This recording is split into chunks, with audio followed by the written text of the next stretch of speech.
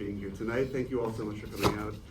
An extraordinary film. I am sure everyone in the audience is just devastated right now, but we're all going to muddle through. We'll do the best we can. You, as I understand it, you were in the middle of filming Netflix's Ripley, which is a rather massive and exhausting project, when you got the call to do this movie. And that your mindset at the time, before you had received word from Andrew Haigh, was that you wanted to take a little bit of a break, just to sort of cool your heels and reset after Ripley. What was it about Andrew's pitch for this movie that turned you around a little bit and made you want to dive in? Excuse me. Well, it was Andrew himself. I've always loved his work. I think he's just an extraordinary sort of singular filmmaker. So just to get a call from him was exciting, you know, in of itself. And then I read this sort of extraordinary script, and I just it's sort of even describing it now as a film before I was even trying to describe it as a script, it's a very difficult thing to do. I'd never read anything like it, but I certainly felt like I recognized the feelings and the character. The character really struck me as somebody who was really cinematic and very beautiful. I'm just really struck by how compassionate and tender, authentic the whole vibe of it was. I mean, the story is obviously very personal for Andrew, who brought his experiences as a gay man growing up in the UK to bear on a Japanese novel that had no such, thematic overtones in it, and then, made the rather harrowing decision, I would think, for an actor to shoot much of it in his own childhood home. Did he encourage his cast to sort of bring as much of themselves and yourself to the project in the same way, more maybe explicitly or consciously than you might usually to a film? Not necessarily. I think I mean, you have to bring yourself to a project, no matter what it is, you have to bring elements of yourself to it. But I certainly thought, because he'd sort of laid down the gauntlet, it was an extraordinary thing for him to even offer up his childhood home. It added a real air of authenticity to it, and it was very the house that's in the movie is very similar to that kind of house that I grew up in. So there was no part of me that thought that I wanted to get away with not bringing my own self to it. There's so much stuff in the story and in the character that I recognise. So there was no way that I was going to bring a sort of fake backstory. I wanted to bring my own stuff to it, and it felt like it was going to be like a weird marriage between Andrew's story and mine. Did shooting in his house bring a unique charge to it? And I mean, he had mentioned, and I would love for you to elaborate on this, that you got some skin stuff shooting in his house. I don't know what that means. I think you were talking about eczema. Yeah. Everybody was traumatized. Everybody got some skin stuff. But was there a certain magic of his own memories in the air? I mean, it was really extraordinary when you think. I kept saying to him, "Are you not freaking out?" It's not, because film crews really take over the space, and just what was wonderful about it was that all his imagination would have been ignited in this very place, so yeah, I kept talking about the kind of sensuality of the film. I think there's a huge amount of sensuality in the film, and just that stuff that remains with us, what our parents' bedroom smells like in our own childhood bedroom, and what the bathroom tiles feel like, and just the idea that he would have been going through all this stuff, and you could just say, so that's where your little heart was breaking, is so awful, but also complete, very, very, very helpful. But yeah, that idea of sensuality in the film is enormous to me. I do think that there's a huge amount of sensuality that happens in childhood. I'm not talking about sexuality necessarily, but I do think there's a kind of one of the big challenges for me was to understand what the physical task was. I don't think it necessarily always reads as a particularly physical part, but because Andrew had taken care of the script so expertly, I just kind of felt like just that idea of the way you are with your parents and how you feel like you have an ownership of your parents' bodies, and how this lonely man who probably hasn't been touched by anybody in such a long time, would want to conjure up a kind of tactileness with his family, and how you could do that and kind of become childish without going over the top too much with it, and that kind of sensuality that sort of exists in the adult story too. So it felt like a very physical sort of challenge. I mean, it's such an enormously moving film, but I think for me, so much of what is so moving about it comes down to the fact that it exists in a sort of quotidian emotional register to a degree. I mean, it doesn't necessarily go to extremes. So much of it happens in the bandwidth where we sort of live our daily lives, and I think especially about the coming out scenes, which are defined not by this intense the overwhelming acceptance or intense rejection, but these almost imperceptible moments of disappointment or catharsis. Yeah. Was it important for you to make a gay drama that wasn't in the extremes of melodrama that we you tend to see some of these stories, and more in that range where people are living their actual lives? Well, it's not something that I necessarily would be seeking out, but it's certainly something that I think is beautiful, because I think so much of the people's queer experience in coming out isn't necessarily in extremis.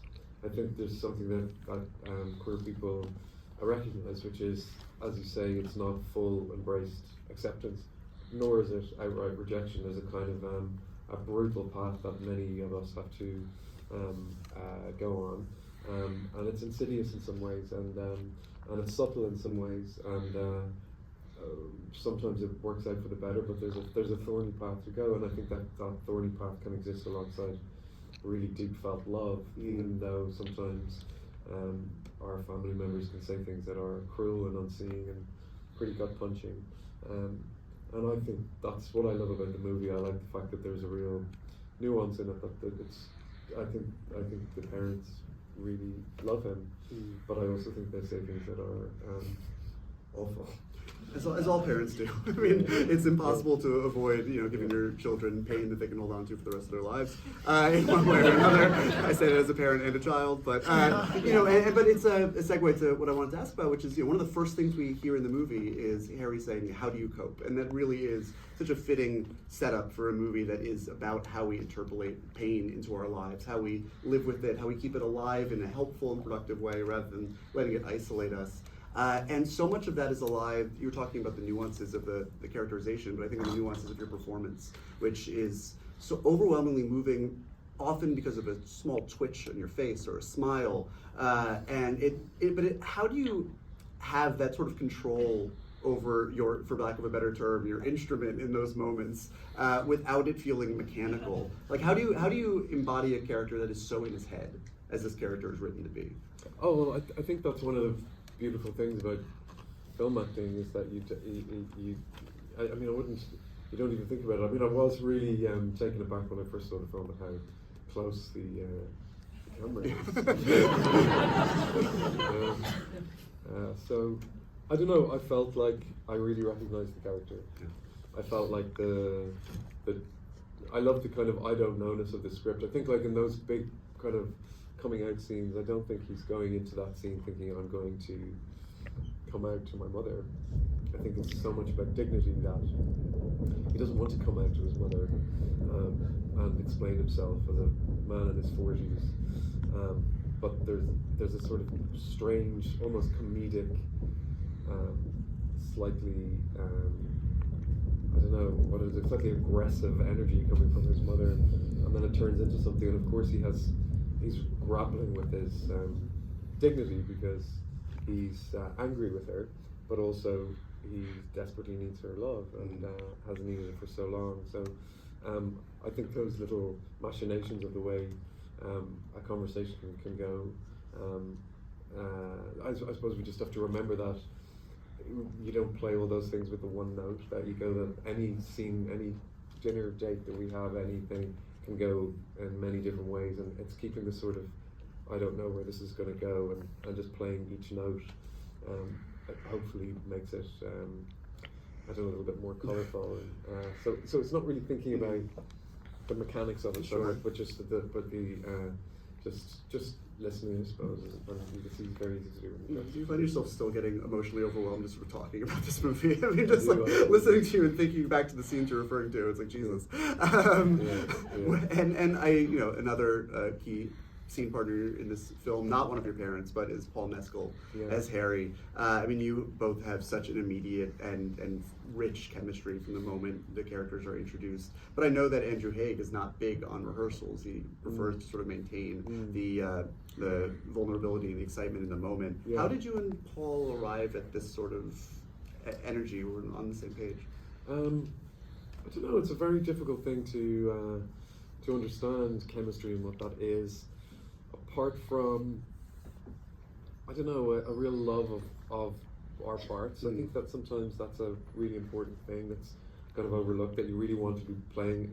Playing falling in love is, to my mind, a really beautiful thing to get to play, and I think Paul really agrees with that, and all that stuff is really fun. Also, we shot the parents sequence first, so I had this kind of mini childhood, which was quite heavy. It was very intense, and then I had to say goodbye to Jamie and Claire, and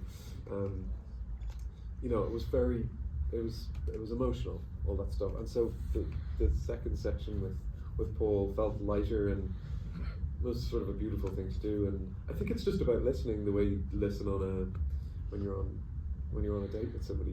That chemistry is that you have to try and find is like the chemistry in real life. You're just very, very, very aware of what the other person is doing. It's funny. It's like because there's that one moment where all four characters are together, and I wonder if shooting in sequences you did that it was like the parents handing you off. And then that was the day that was Paul was brought into the cast. That was Paul's first day. It's a hell of a welcome. Sort of baptism of fire. But we were talking earlier about sensuality and sexuality. I mean, sexuality is a huge part of this movie. And so much of the dramatic foundation of your relationship with Harry and Adam's relationship with Harry is through touch, is through tenderness, is through sexuality.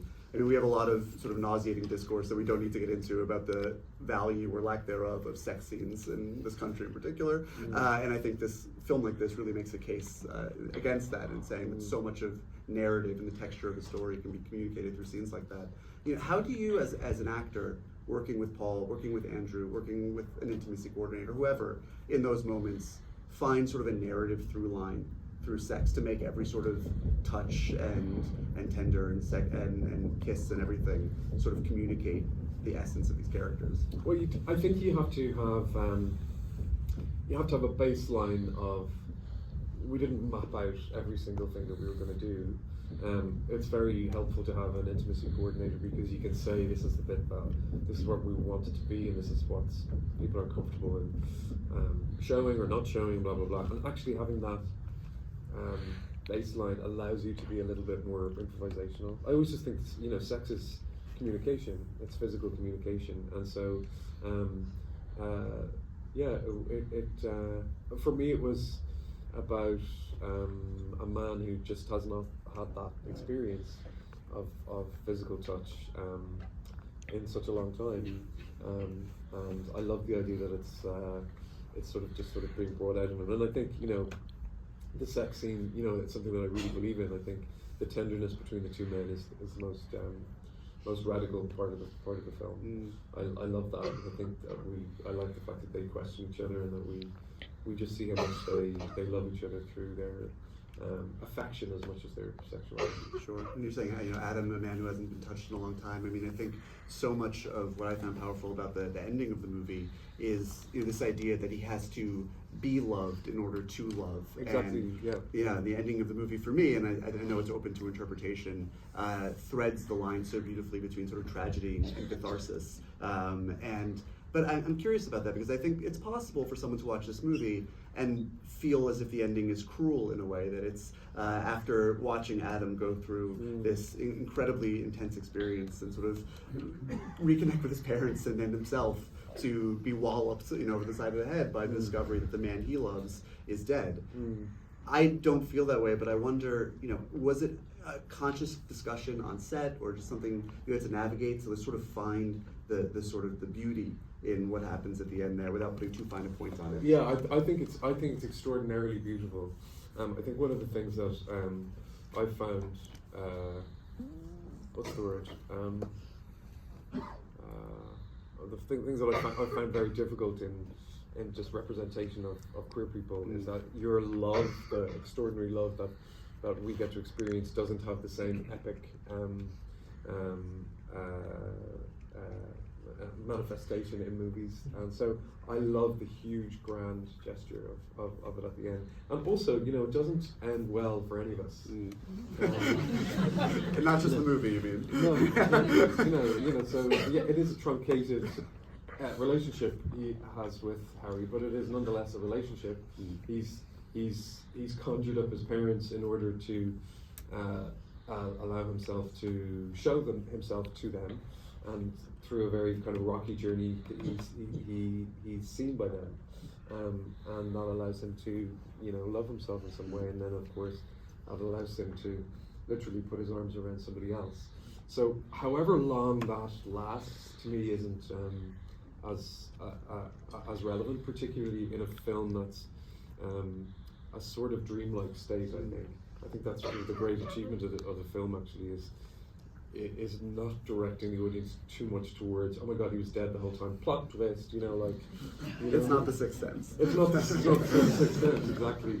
It's like when you wake up from a dream, you have extraordinarily strong emotions. You can be absolutely desolate, you can wake up laughing, you can wake up lustful, you can wake up, and so many things. You feel like, oh god, I'm so consumed by this feeling, and you're not thinking necessarily about the logic of the dream. You're thinking about the intensity of the feeling of the dream, and I think that's a very difficult thing to pull off, particularly when you put that alongside very grounded, very realistic and naturalistic kind of dialogue. So I think it's very sophisticated in that front. So in that sense, I love the fact that this queer love story is given this extraordinary place in the stars. And Andrew talks about that beautiful song, "The Power of Love," and when he was a little boy, he loved that song so much, and probably didn't even really understood it, and then when he was making this film, he was like, I'm going to put that motherfucking song in.